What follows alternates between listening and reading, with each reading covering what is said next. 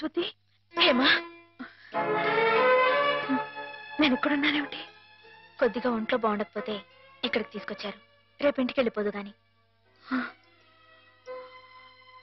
ఇందాక జోలపాట పాడింది మాధవ. మాధవే కదూ? అతను ఇక్కడున్నాడేమిటి? చెప్పు Saraswati. Soldier soldier get up. మన సరిహద్దుల దగ్గర ఏదో అలజడి వినిపిస్తోంది. మన సైనికులు ఆల్రెడీ ట్రైన్ లో బయలుదేరిపోయారు, కానీ ఇంజన్ లేదు. నువ్వే ఇంజన్. ఉన్నారు కదా మేజర్. నేను నేల మీద హెలికాప్టర్ లో ఎగురుతూ పైన పెడుతున్న ట్రైన్ లోకి శత్రువులు దూకుండా చూడాలి. That's my duty. ఏమిటి మేజర్, కింద నేల మీద హెలికాప్టర్ ఎగురుతూ ఉంటే పైనుంచి ట్రైన్ వెళ్తుందా? ఎస్, ప్రపంచ యుద్ధాలు అలాగే జరుగుతాయి. మనం ఏం చేయలేదు. కమాన్. నేను ఆ ట్రైన్ ఎక్కి అలాగే వెళ్ళిపోనా? నువ్వు మా సైన్యంలోనే ఉండాలి. అలాగే మేజర్. Thank you. కమాన్. అలాగే.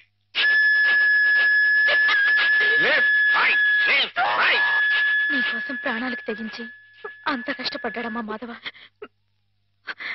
నేను వెంటనే మాధవ చూడాలి. నన్ను తీసుకెళ్ళవ సరస్వతి? అలాగే.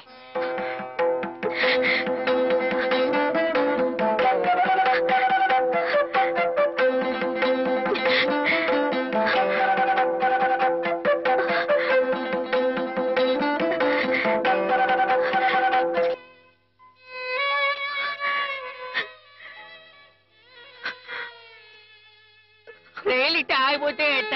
వెనక నుండి విమానాలు వచ్చి గుద్దుకుంటాయి. చట్టం.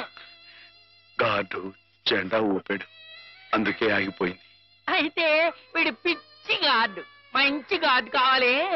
పాపా నువ్వే మంచి గార్డు. దా దా భయపడకే. దా దా.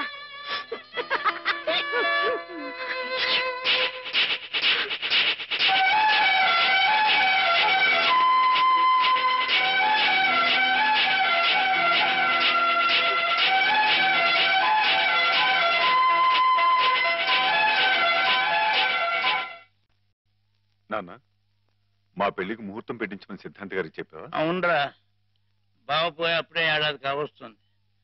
సంవత్సరం తిరగకుండా అమ్మాయికి పెళ్లి చేస్తే ఆయనకి కన్యాదాన ఫలం కలుగుతుందట. మరి పక్షం రోజుల్లో సంవత్సరం రాబోతుంది. అందుకే ఈ లోపల ఏదైనా మంచి ముహూర్తం ఉంటే చూడండి అని చెప్పాను. వద్దు నాన్న, నువ్వేం తొందరపడకు. ఏమిట్రా, హేమకు పూర్తిగా నయమైపోయింది, రేపు ఇంటికి తీసుకెళ్లిపోవచ్చని కూడా చెప్పారుగా.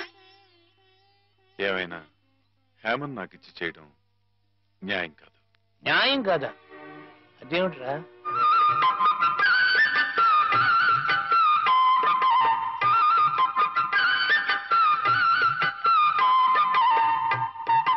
మాధవ, రండి అయ్యారు, రండి కూర్చోండి. చాలారా నీ మర్యాదలు. చండాలుడా, కడుపులో ఇంత కుట్ర రాసుకుని మొహానికి ఇంత నవ్వు పూసుకుని ఎంత వినయం నటించేవరా మా ముందు. అయ్యారు మీరేమన్నారు? అయ్యో అర్థం. నిన్ను మా ఇంట్లో ఒక కుర్రాలుగా చూసుకున్నాను రా.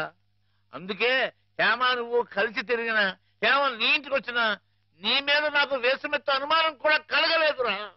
ఒరేయ్, హేమ చిన్నప్పటి నుంచి నా ఇంటి కోడలు అవ్వాలని అవుతుందని ఎంత మర్చిపోయాను రా. అలాంటి పిల్లని ఎగతన్నుకు పోయి నువ్వు పెళ్లి చేసుకోవాలనే దుర్బుద్ధి ఎలా కలిగిద్దా నీకు? బావగారు ఎంత అభిమానించేవారు. ఆయన రాసిన కావ్యాలన్నీ అంకితం కూడా ఇచ్చారే నీకు. అటువంటి మహానుభావునికి ఇంత స్వామిత్రోహం ఎలా తలపెట్టావురా అప్రాచుడా? ఒరే, ఆయన బ్రతుకుంటే ఇప్పుడు నీ దురాలోచన తెలిసి గుండె పగిలి సచ్చుండేవాడురా. ఇంకా ఎందుకురా వెధవ బ్రతుకు? ఛీ!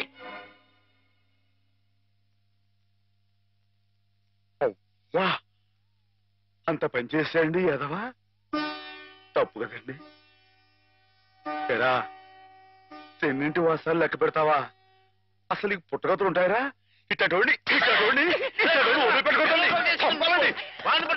అదేనండి, ఇట్లా ఎవ పని చేసుకుని ఊపిపెడతాండి, నరికి పోగులు. నీకేం తెలుగు అమ్మాయి గారి మీద నీకు పాడుబుద్ధలా కలిగిందిరా. నువ్వు మనిషి కదా, పశువురా, పశువు. చెప్పుకోవడారా ఇలాంటి తప్పుడు చేస్తావు.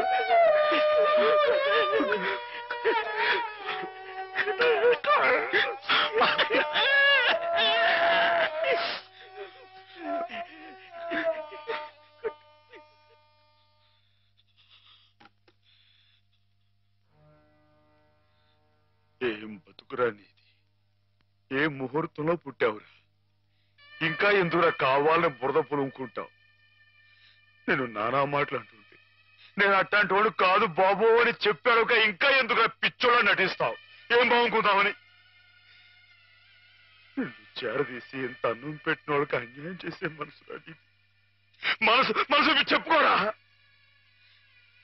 నీ బతుకు గురించి ఆలోచించకుండా వాళ్ళ రుణం తీర్చుకోవడానికి ఉన్న హస్తంతా అమ్మేసి వాళ్ళకి సాయం చేసేది అది నువ్వు చేసిన తప్పు. నువ్వేమిటో నీ భవిష్యత్తు ఏమిటో చూసుకోకుండా వాళ్ళు బాగుండాలి వాళ్ళోళ్ళు బాగుండాలని 24 గంటలు ఏడ్చేవి. దేనికిరా ఇలా ఇలా నానా మాటలు అనిపించుకోవడానిక? అమ్మాయి గారు అని ఒక దేవతలా చూసుకున్నారే, దేవత సొంతం చేసుకునేంత స్తోత్రజ్ఞుడురా. మాటలు పిచ్చలవా? నీ బతుకి ఓ తోడు కావాలని కూడా చూసుకోకుండా అమ్మాయి గారికి మంచి తోడు దొరికిందని తెగ సంబరపడిపోయావే. దేనికిరా? దేనికి ఇలా పిచ్చోళ్ళ మధ్య నరకేతం అనిపించడానికా? ఏదో ఓ తాగుబోతే అథవా నానా కూతురు కూర్చోడంటే వదిలేయచ్చు, కానీ చిన్నప్పటి నుంచి నువ్వెవరో నువ్వేంటో తెలుసునా ఆ పెద్ద అన్నారే మాట్లాడినారంటే ఒరే మాధవా, నేను ఆ దేవుడు కూడా అర్థం చేసుకోలేదురా. అర్థం చేసుకోలేదు. కుళ్ళు ఏడు చచ్చిపోయేదాకా ఏడవరా ఏదవా? నీ మొక్క నాకు ఏదవరి.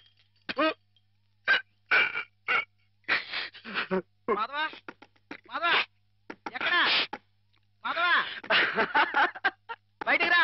వస్తున్నా. లోపల ఏం చేస్తున్నావు? చెప్పకూడదు. మరి అంతసేపు ఇలాంటి పిచ్చి పిచ్చి జోకేసావంటే ముఖం పెరగైపోతుంది.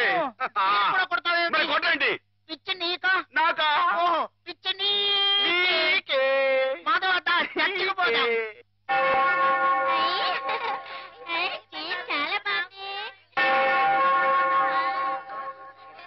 చాలా బాగుంది. నేను ఇక్కడ వెళ్ళే.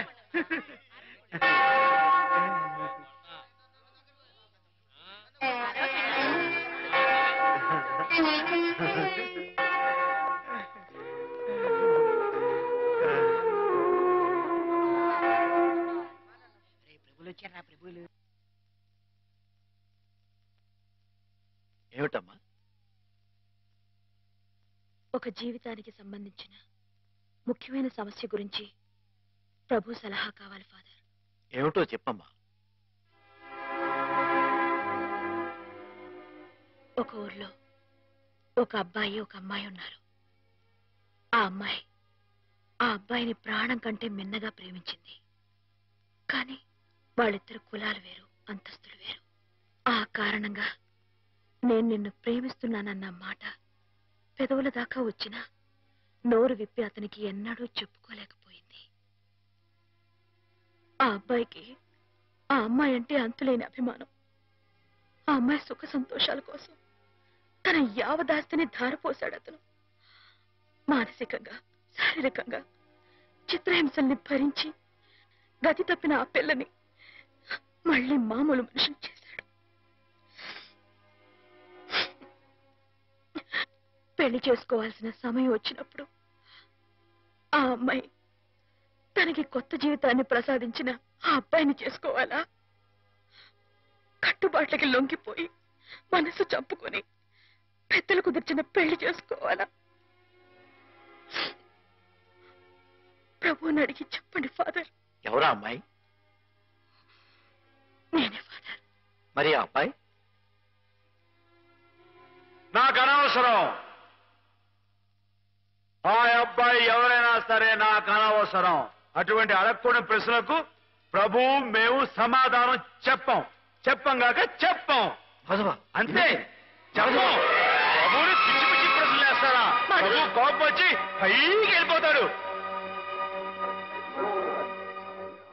నేను ఇక్కడ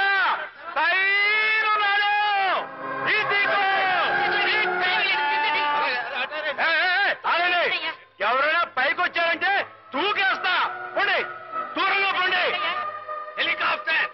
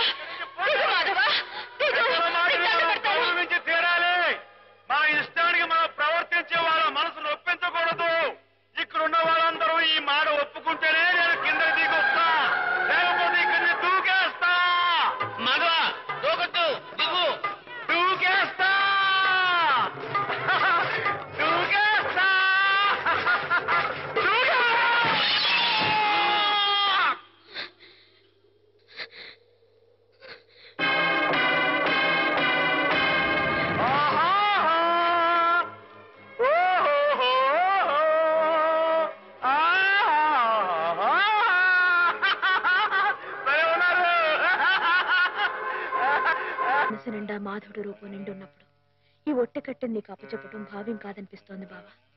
ఆ ఆత్మవంచన కంటే ఆత్మహత్య మేలనిపిస్తోంది. దయచేసి నా కోసం వెతకండి. సెలవు. హేమ.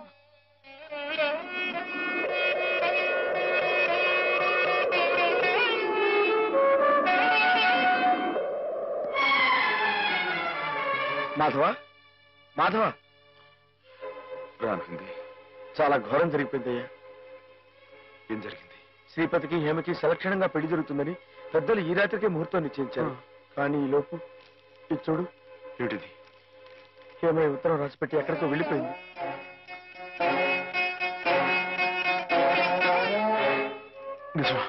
నిజమే మాధవ. ఆవిడ తను చేసుకుని అనడంతో శ్రీపతి గారు ఎదురు తిరిగారు. హేమకి నేను అక్కర్లేకపోతే నాకు హేమ అక్కర్లేదంటూ వాళ్ళ కాలేజీలో పనిచేసే ఓ టీచర్మని అదే ముహూర్తానికి పెళ్లి చేసుకుంటారంటూ పట్టుబట్టు. లేదండి, అలా జరగడం వీలేదు. శ్రీపతి బాబు తప్పు కూడా అమ్మాయిగానే పెళ్లి చేసుకోవాలి. అది ఎలా కుదురుతుంది మాధవ? హేమ ఈ పాటికి ఏ గోదాట్లో దూకి ఆత్మహత్య. అమ్మాయి గారికి అన్యాయం చేయడానికి ఆ దేవుడికి మనసు ఎలా వస్తున్నారా? ఆవిడకి ఏం అపాయం జరగదు. నువ్వు వెళ్ళి అమ్మాయి గారు ఎక్కడున్నారా అని చోట వెతుకు. నేను ఇక్కడి నుంచి ఎలవలా వచ్చి శ్రీపతి బాబు కాళవేళ పడి ఆ అమ్మాయి గారిని పెళ్లి చేసుడు చూస్తాను. నువ్వు వెళ్ళు.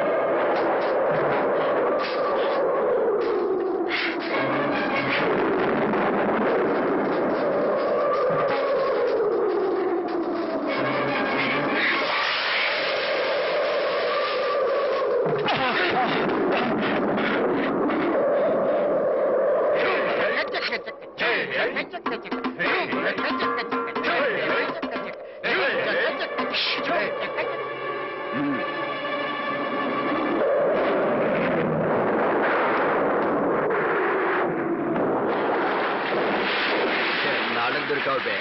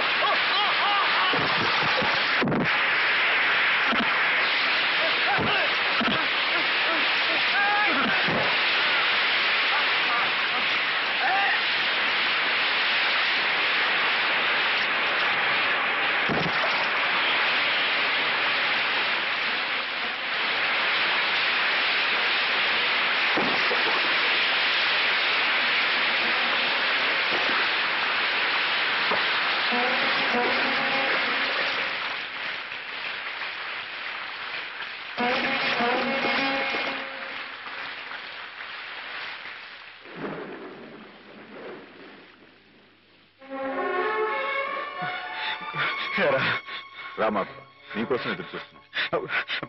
బాబు గారు, అమ్మాయి గారు ఎక్కడ? చెప్పండి, మాట్లాడమండి. అమ్మాయి గారికి ఏమైంది?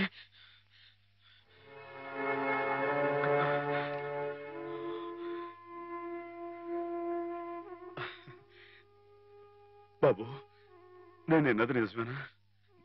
మీరు అమ్మాయి గారిని కాదని ఇంకెవరినో పెళ్లి చేసుకోవటం, ఏదేమైనా సరే ఆ అమ్మాయి గారి పెళ్లి విషయంలో మాత్రం అన్యాయం జరగకూడదు బాబు. నిజమే మాధవ, హేమ పెళ్లి విషయంలో అన్యాయం జరగకూడదు. అందుకే నన్ను చేసుకోవడం ఇష్టం లేక గోదావరిలో దూకిన హేమను ఒడ్డుకు చేర్చాను. నాకు ఇంకో అమ్మాయితో పెళ్లి జరగబోతోందన్న అబద్ధంతో నిన్ను ముహూర్త సమయానికి ఇక్కడికి రప్పించాను. హేమకు అన్యాయం జరగకూడదని నీ మనసులో గట్టి కోరికే కనుకుంటే నేను చెప్పినట్టు చెయ్యి. ఆ గోదావరి తల్లి నీకు హేమకు కూడా మంగళ స్నానం చేయించింది. సుముహూర్తం ఇంకో 15 నిమిషాల్లో ఉంది. అక్కడ కళ్యాణం వెతుకుంది, ఇక్కడ హేమ సిద్ధంగా ఉంది. ఇవిగో పట్టుబట్లు, ఇవి కట్టుకుని హేమ మెళ్ళలో మాంగళ్యం కట్టు మాధవ.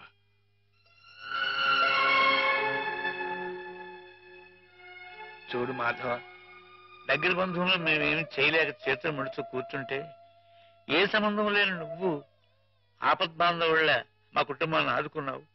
హేమకి అండగా నిలిచావు. హేమకు నీ మీద, నీకు హేమ మీద ఉన్న ప్రేమ ఎంత పవిత్రమైందో ఇప్పుడు తెలుసుకోగలిగాను.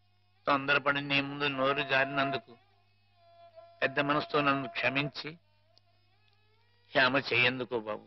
అవును మాధవ, అన్నయ్య తన కావ్యాల్ని నీకు అంకితం చేసి ఆ రోజే నిన్ను తన అల్లుని చేసుకున్నారు. హేమ మెళ్ళో నువ్వు 3 ముళ్ళు వేస్తే ఆ లోకాన్ని ఉన్న మా అన్నయ్య ఆత్మ శాంతిస్తుంది మాధవ. లేదండి, ఇది జరగని పని. జరగని పని అంటే కులం గురించా నీ సమస్య మాధవ? నీలా యాదవుడైన కృష్ణుడు ఎవరిని చేసుకున్నాడు? క్షత్రియకన్య సత్యభామని చేసుకోలేదా? రాచకన్య రుక్మిణి చేసుకోలేదా? హేమ కూడా క్షత్రియకన్య మాధవ. మీరెవరు ఎంతగా చెప్పినా సరే ఎందుకో నా మనసు ఒప్పుకోవడం లేదు. ఆ అమ్మాయి గారు మీ సొంత మనిషి, ఆవిడ మీరే పెళ్లి చేసుకోవాలి. సరే అయితే, ఇందరింతగా చెప్తున్నా హేమ మనసారా నిన్నే కోరుకుంటుందని తెలిసినా కూడా నేనే హేమం చేసుకు తీరాలి అని నువ్వు పట్టుబడితే అలాగే చేసుకుంటాను మాధవ. కానీ పెళ్లి చేసుకున్న మర్నాడే హేమ నీకు ఇలా కనిపిస్తుంది.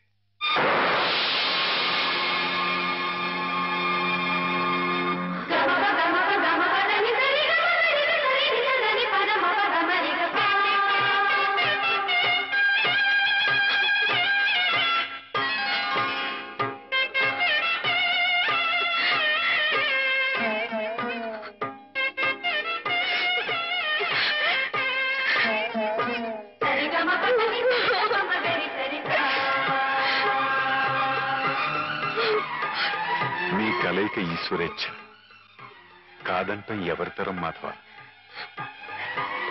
ఇద్దరు పార్వతీ పరమేశ్వరుల్లా ఒకరి కోసం ఒకరు పుట్టారయ్యా.